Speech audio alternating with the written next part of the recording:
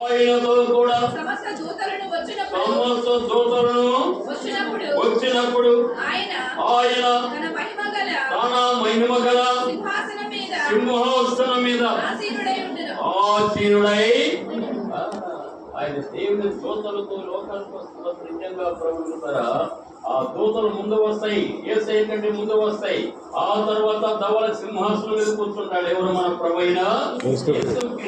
ఆ యేసుక్రీస్తు కూర్చున్న తర్వాత ఈ వెనకాల వాళ్ళు వచ్చిన తర్వాత వెనకాల వస్తాడు. ధవళ సింహాసనం మీద కూర్చొని కూడా ఈ భూమి మీదకి వస్తాడు ప్రభువు. మనం కూడా ఎలా ఉండాలో తెలిసే మన ప్రభువైన యేసుక్రీస్తు వస్తున్నప్పుడు, అతి త్వరగా వస్తున్నప్పుడు మనం ఎలా మారుమనసు పొందడం ఏం చేయాలో తెలుసా? ఈరోజు ఏం చేయాలమ్మా? మన వాళ్ళు అంటారు కదా, అమ్మాయి పెళ్లి చేయాలి కదా. ఈరోజు ఏం చేయాలంట?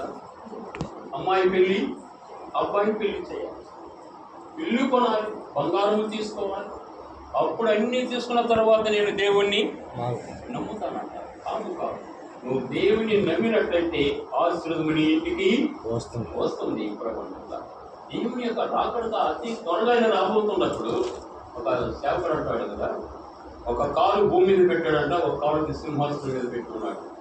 ఆ కాలు కూడా ఎప్పుడు తీస్తాడో ఎవరికి? అకస్మాత్తుగా వస్తాడంట. అకస్మాత్తుగా ప్రభుత్వరా అకస్మాత్తుగా వస్తున్నప్పుడు మనం ఏం చేయాలి? మరి దైవ సేవకుడు, ప్రార్థనాపరుడు, దేవుని ఏదో భయభక్తులు కలిగిన వ్యక్తి, దేవుడు ఆయన వెళ్తున్నప్పుడు 100 మంది వస్తారంట గ్రౌండ్ కి. ప్రభుత్వరా ఆయన మోకరించి గంటల సేపు ప్రార్థన చేస్తున్నప్పుడు వారు కూడా గ్రౌండ్ లోకి వచ్చేసి కన్నీళ్లు విడుస్తారంట ప్రభుత్వరా. ఎందుకని? ఒక సేవకుడంత బలంగా వాడబడుతున్నప్పుడు వాళ్ళందరూ కూడా పశ్చాత్తాపడి ఏడుస్తారంట గ్రౌండ్ లో ప్రభుత్వరా. అయితే ఈ సమయంలో కూడా మనం ఏం చేయాలో తెలుసా?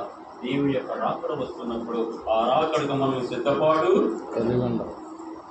ఏదన్నా మ్యారేజ్ అయితే మన బంధువులు మ్యారేజ్ అయితే ఏం చేస్తారండి? మనం అమ్మట్లో సిద్ధపాటు అయ్యా ముందు ఏం చేస్తామో తెలుసా? అందరూ సిద్ధపాటు చేస్తాం. అయినా టైం అవుతుంది, ఆ టైం అయిపోయింది, కరెక్ట్ గా 1 గంటగా వస్తుంది. అందుకని వాళ్ళని బలవంతం చేయమన్నాడు, వాళ్ళని కేకలేమన్నాడు. ప్రబంధులారా వాళ్ళని బలవంతం చేసి కేకలేసి పిలవమన్నాడు. ఆ ప్రేమ ఎందుకు ప్రబంధులారా? అయితే దేవుడు కూడా ఆయన రాకడ త్వరగా వస్తున్నప్పుడు మనం ఏం చేయాలా? మన ఇంటి పక్క వాళ్ళని కూడా దేవుడు వాళ్ళని బలవంతం చేసి దేవుని సన్నిధికి తీసుకురావాలి. మరి ఒక పక్షవాతం గల వ్యక్తిని ఏం చేశాడో తెలుసా? 2వ అధ్యాయంలో ఒక నలుగురు మోసుకొని కట్టుకొని ఎక్కడ తీసుకొచ్చారు? ఇంటికి అంటే ఇంకా స్థలము లేదు, తండోపదండాలుగా ఇంటి దగ్గర ఉన్నారు, ప్రజలు వచ్చి ఉన్నారు. నలుగురు ఒక వ్యక్తిని చాలా దూరం మోసుకొని ఆ కప్పెరు యొక్క పట్టణానికి అక్కడికి తీసుకొచ్చిన తర్వాత సందు కూడా లేదు. ఇంటి కప్పు వ్యక్తి ఆ కప్పుల నుంచి ఆ వ్యక్తిని ఇంటికి దించారు. ప్రభుత్వం అంత నిజంగా మనం జ్ఞాపకం చేసుకున్నట్లయితే దేవుడు అంటాడు కదా, ఏమన్నాడో తెలుసా? వాళ్ళ నలుగురు మోసుకొచ్చిన భారాన్ని చూశాడు. వాళ్ళ నలుగురి యొక్క భారాన్ని చూసి ఆ ఒక్క వ్యక్తిని నలుగురిని మా ప్రభు మోసుకొని డోలి కట్టుకొని ప్రభు దగ్గరికి తీసుకొచ్చారు. అంతేకాదు ఇంటి కప్పు విప్పి ఆ సొందు చేసి ఆ సొందు నుంచి దించేశారు. ఎవరి దగ్గర? దగ్గర.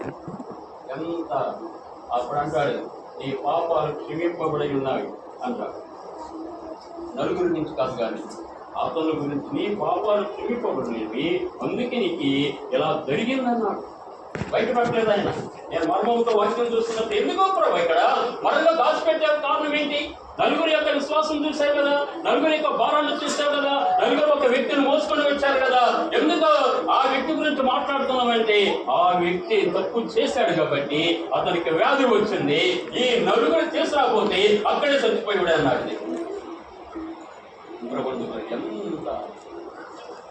ఎంత గొప్ప దేవుడు మనకు ఎలాంటి వాడు! ఆయన గొప్ప దేవుడు అయ్యి ఆయన రాకడ దగ్గర